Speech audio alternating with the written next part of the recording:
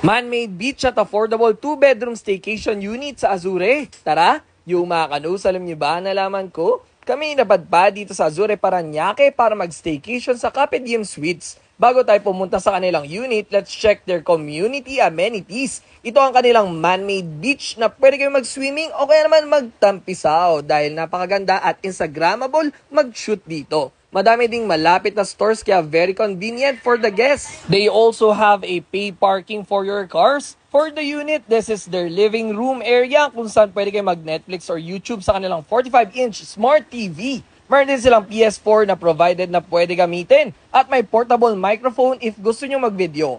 Meron ding foosball and mini billiards na pwedeng laruin at sofa na very cozy. At may mga board games na din. This is their kitchen na may basic appliances like ref and microwave oven. At may provided din na dining wares. They have a side table for dining sa side na ito kung saan pwede ka kumain. Their bedrooms naman ay may double size bed, 1 double bed, and 2 single extra mattress. At this side table naman ay pwede nyo gamitin if gusto nyo mag-work dahil may free wifi naman sila. This is their comfort room naman na may provided toiletries and towels. This is their balcony at ito naman ang kanilang view na makikita nyo dito.